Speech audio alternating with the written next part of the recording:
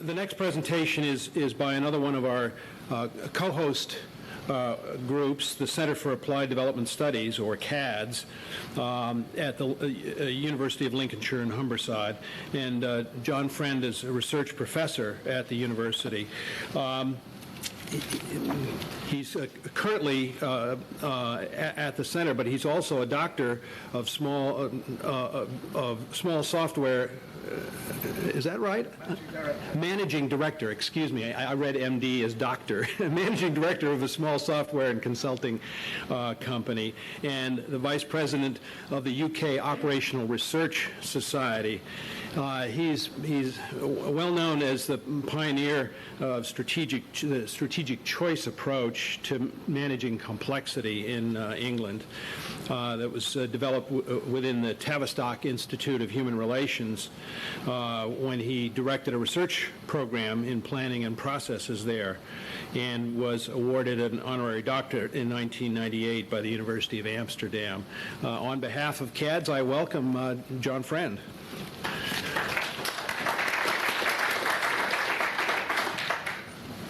Thank you very much.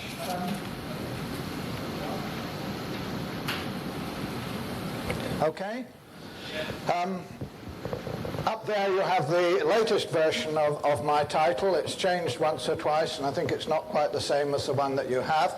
The important thing is that the subtitle is the same. The subtitle was suggested originally by my colleague Dennis Finlayson, who is chair of the new SIG in Applied Systems in Development. Dennis will be co-facilitating our workshop this evening, and perhaps he'll stand up to identify himself to those who don't already know him. Thank you, Dennis. We are a co-host, as Peter said. CADS is one of a cluster of 3 related centres, research centres at the Lincoln School of Management, which have recently been working increasingly closely together. There are actually 12 of us here who represent the cluster of centres in one way or another in the Lincoln School of Management. Some are doctoral students, some are staff, and some, like myself and Gerard Dezil, are visiting professors. So we have quite a substantial contingent here. I'll say a little more about that later. I'll say some things which I hope people will want to argue with and will find provocative.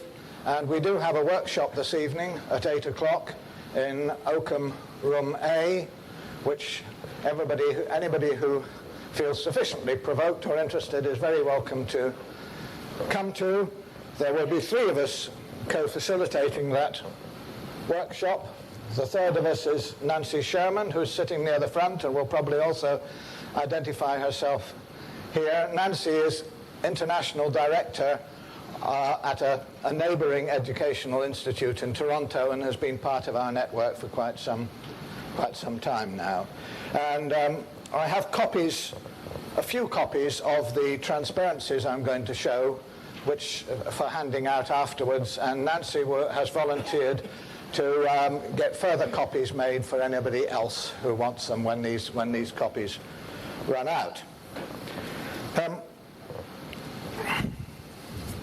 Okay, I represent a co-host here, but I feel myself personally to be much more of a guest in this World Congress reflecting the systems movement. I don't think of myself as a systems thinker. In my gut, I don't feel I'm a systems thinker, or I don't feel I want to be thought of as a systems thinker. So perhaps you're all thinking, ha-ha, here's a reductionist. I also don't feel I'm a reductionist, and I hope what I have to say will give some background on that. Okay, so I want to talk about an approach to complexity which has been more influenced, I think, by other parallel movements apart from the systems movement. And it's been evolving over almost 4 decades now. It's influenced by the operational research ideology movement, or operations research in the States, and I guess in Canada you have a choice of which of those two versions you use. I very much migrated from hard to soft operational research, which I feel I have to continually emphasize. Soft does not equal easy. Soft OR is a darn sight harder than hard OR in terms of the interactions that it involves. I'm influenced through being in the Tavistock Institute by action research as an ideology, and particularly recently I've become influenced by ideology of participatory development as it's spread through the developing world in recent years. All these movements, I think, have roots largely outside the academic world, although of course there has been a lot of engagement with the academic world. They've evolved in parallel over quite a long period, and of course there have been close interactions with the systems movement and with other movements. I've been recently seeing the emergence of an ideology or a movement which I see as distinct from the systems movement, and which I'm calling at the moment developmental decision making, developmental decision theory, or developmental decision support. And the approach that I've been involved in developing, strategic choice approach, is a particular toolkit which I see as one of perhaps a number of precursors of this new line of development. So a question for discussion is, can we see some scope for synergy among these various movements and engaging with the emergent complexities of the 21st century? In my case, and in the case of Nancy and Dennis as well, we have a particular interest in this very complex, very challenging field of international development and how that is managed.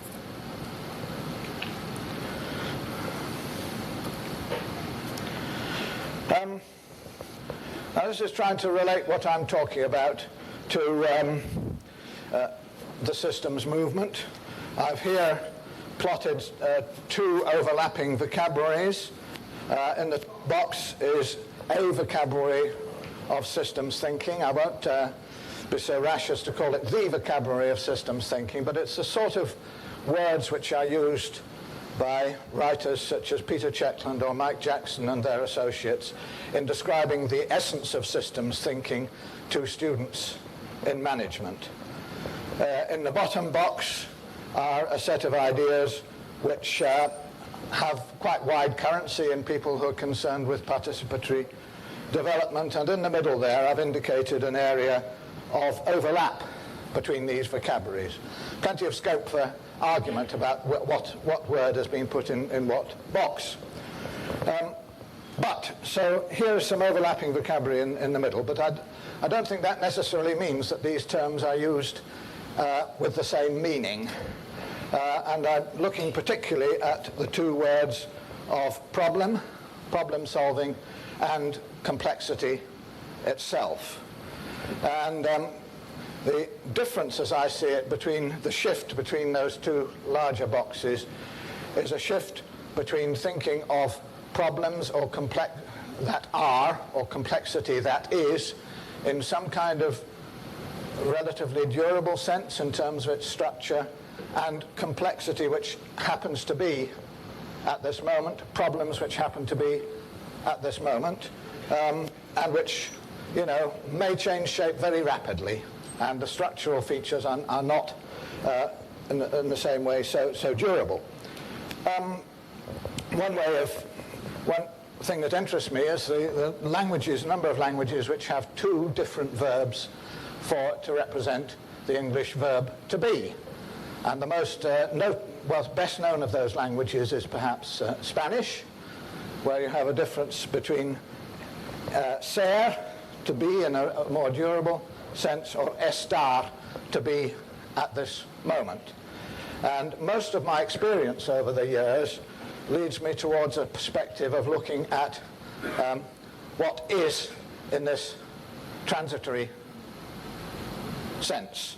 But here's something that we can debate. I think this is something that I want to return to through my presentation.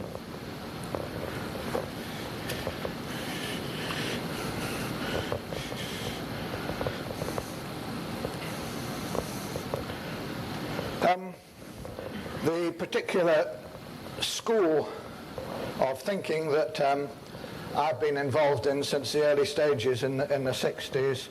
Some people call it the IOR school because it emanated in IOR, Institute for Operational Research, which was part of the Tavistock Institute, and it started off in 1963, 64, a group of us coming into a social science institute who had a background in operational research, hard science, mathematics, physics, engineering, and a field background in the world of industry.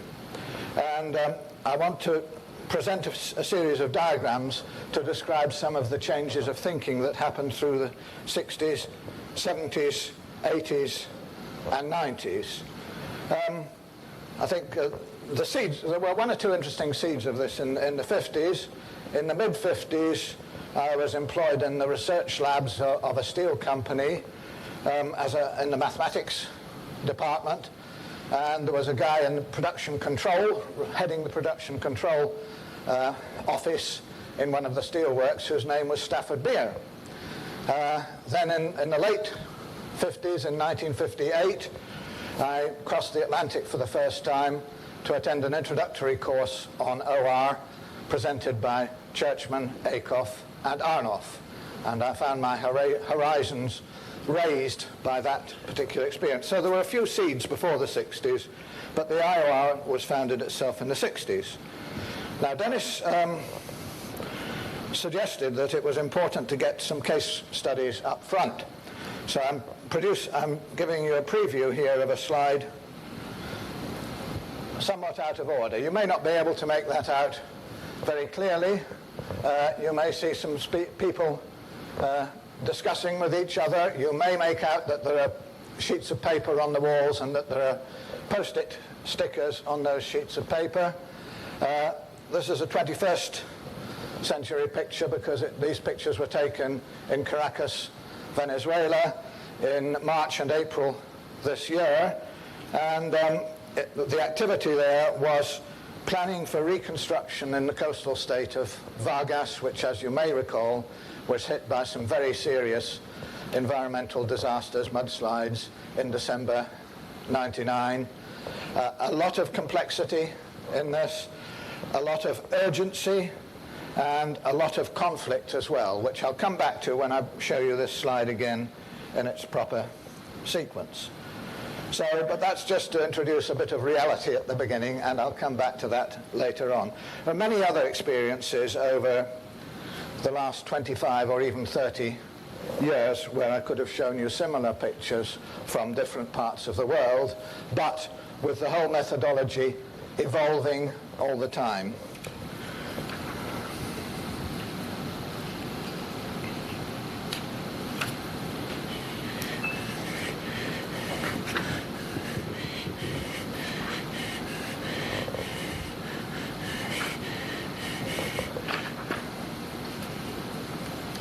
So let's start with the early 60s, which for me was a considerable culture shock, finding myself involved in a research project to try and understand the workings of city government in the city of Coventry, in the middle of England, spending a lot of time with my colleague who was a social anthropologist, sitting in the corner of meeting rooms, taking notes, trying to understand what was going on, with a continually shifting cast of characters, shifting agendas, the same people popping up in different capacities, politicians, professionals, administrators, and guests from the outside community.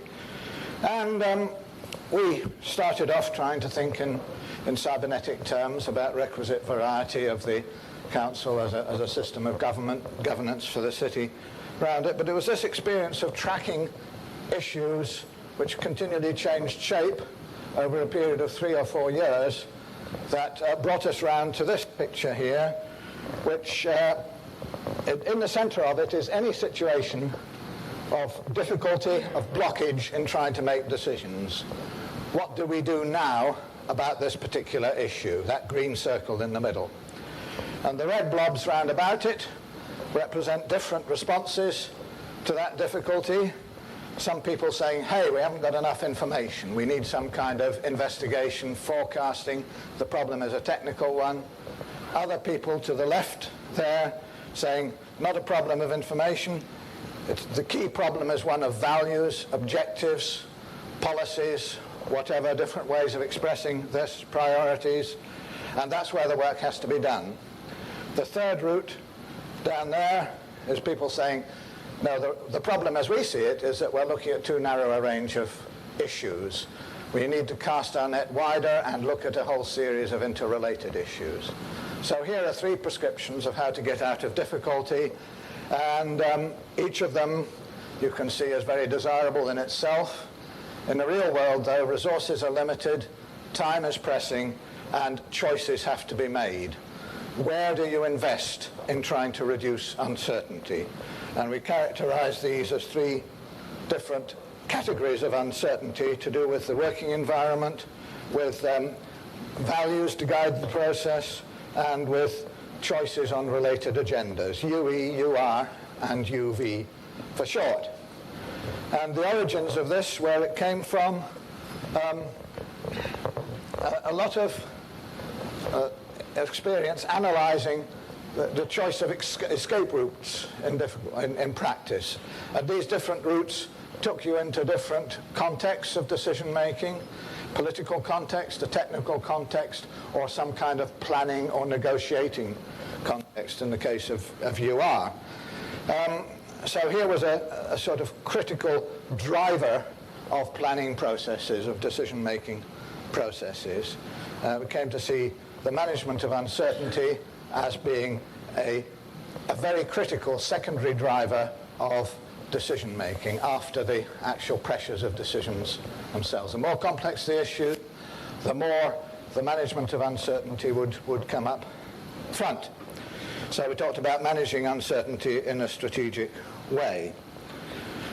So that's not a systems diagram, that's a snapshot of some moment in time when people are experiencing difficulty.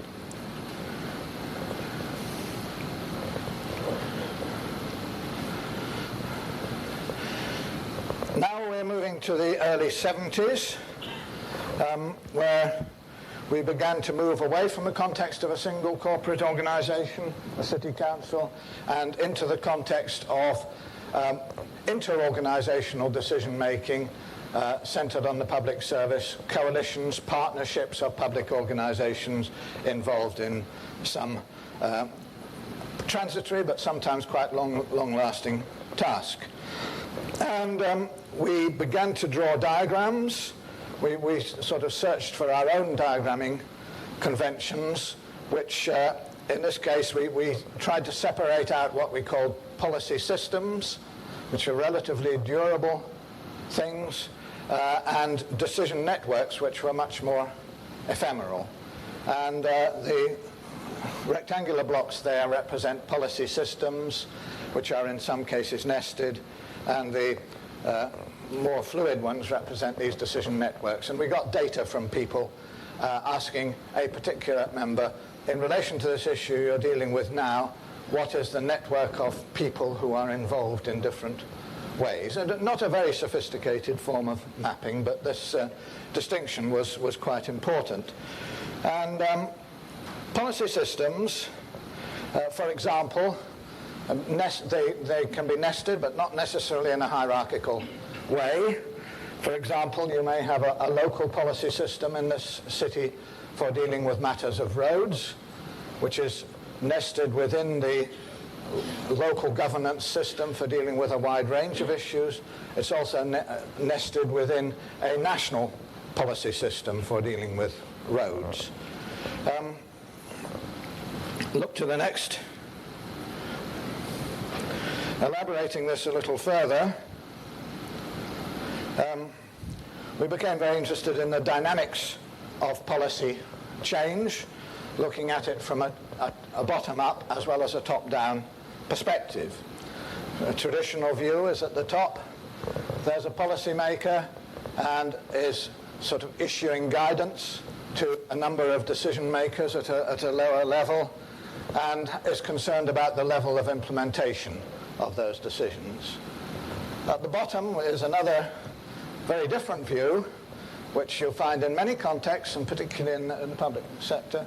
You go to talk to a local decision maker and find that that person is trying to juggle within constraints that are imposed by several higher level policymakers. And these constraints often don't fit. And there is a whole negotiation that revolves around the ways in which policies are expressed.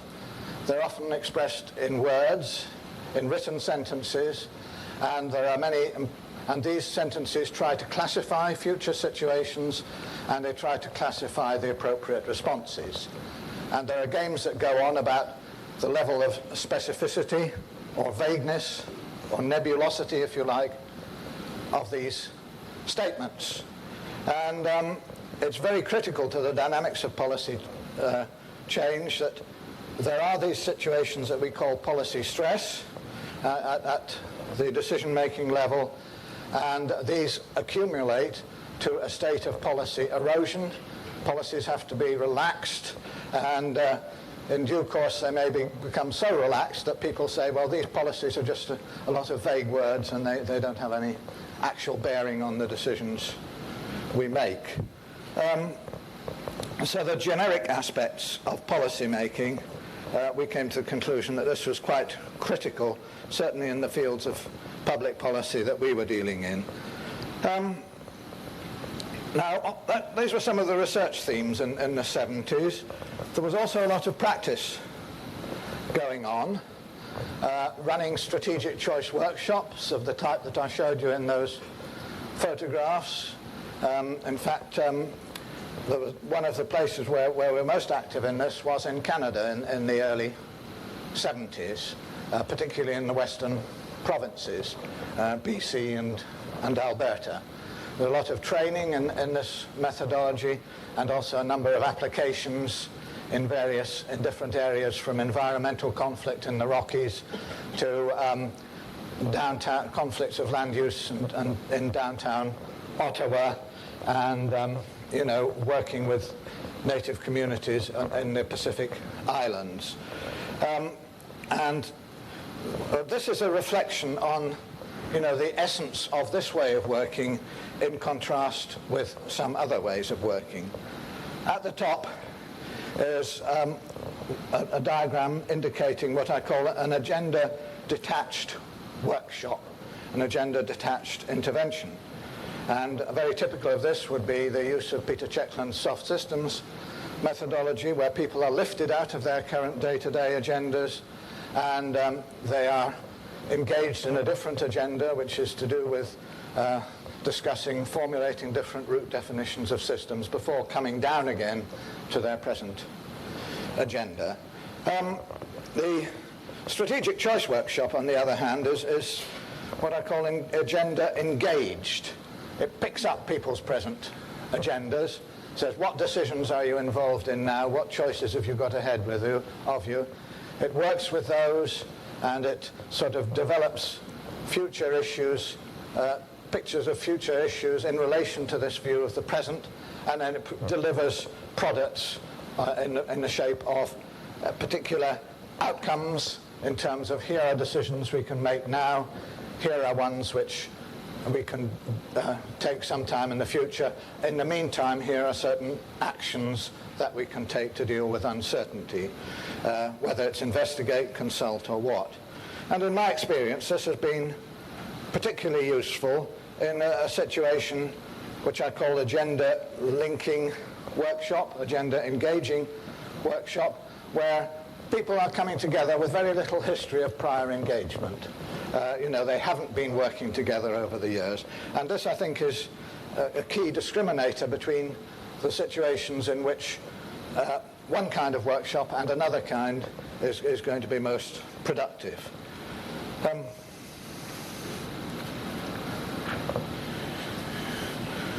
This is some more reflection on this experience of conducting strategic choice workshops throughout the 70s, 80s, and 90s. What are the key factors? More emphasis on structuring communication than on reinforcing expertise. I'm sure that would be common to many of us here, certainly people who apply systems thinking in organizations, if not to people who are more involved in the sort of deeper scientific aspects of systems.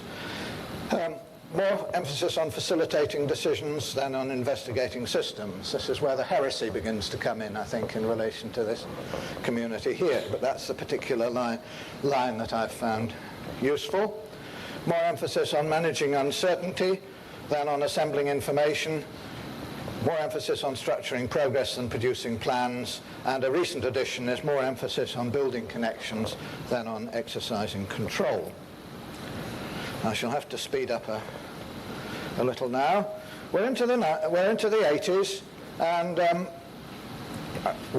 this gave us an opportunity in the early 80s. Yeah, okay. I shall have to speed up very considerably at this point. In the early 80s, we got into some reflection on our past projects and an alternative model of action research, which we found richer than the conventional model, where we identified 3 types of role: agents, hosts, and sponsors, people who were injecting the resources, the energy into a project, and who were in some kind of commissioning role. We looked at a dozen projects that we carried out in the Tavistock, and also that a visiting scientist from Victoria in Canada had carried out. And we developed this rather interesting looking model here. I certainly haven't time to explain this in a few minutes, but there's a time dimension running through it. There's an influence here from Boothroyd, a British operational researcher who was very much influenced by the ideas of Lakatos and other historians of science. And he saw in a project the convergence of different programs, programs as opposed to systems. He deliberately made that choice. And each of those having many strands: agents, hosts, sponsors. There were personal strands, and there were institutional strands, and there were disciplinary strands. All these coming together, and sometimes many strands of each type. And to inquire into the experience of a project, you really had to disentangle these strands as much as possible. So that was a basic model that we produced. Quickly coming on to the 90s, this was when we began to engage with another field of people involved in participatory development methods, very extensively through developing countries in Asia, Africa, and South America, Latin America. One of the key exponents being a man called Robert Chambers in Sussex, University of Sussex, and he promoted something called participatory rural appraisal, which involved a set of basically simple methods for working with local people in rural communities. Here's an indication of some of the types of methods, and here you'll see some of the building blocks of the types of analysis that most of us would get involved in. Here's one of the key concepts that I think came out of it. How do people like us contribute to this field? The idea was that the sponsors and the agents of development projects would not carry out sort of superficial quantitative surveys, but go out and reach a fuller understanding through dialogue with local rural communities about the complex realities that they experienced, and then that developed into a belief, an ideology that this should be done together by the agents and their hosts. And I think we need to go, and that should lead to various actions at local level, which are sort of seen as basic actions that people can take for themselves in improving their water quality, their water supply, and that sort of thing. What we were leading towards, as something which could be added to this, was outreach from those local communities to ask questions, to reach understanding, and to exercise influence over those external agents and sponsors. And the analysis of uncertainty, as we developed it in the strategic choice approach, offered one approach to that, which we felt we had some experience of over time. Come back to Venezuela. Now, I was going to point out who these individuals were. You may recognize one of them in the middle on the top left. There are also members of the Strategic Analysis Unit in the Department of Planning in the Venezuelan government. There are senior executives in various infrastructure programs, and we are working there on a series of issues to do with reconstructing after the floods. The situation was that originally the emphasis had been on crisis management, saving lives, and saving property as far as possible. And after that, it moved to engineering, heavy engineering of reconstructing basic roads and so forth. And then came the question of, what is going to be reconstructed after that? Where are people going to live? What employment are they going to have? And so on. So we were engaged in this kind of process using these kinds of methods.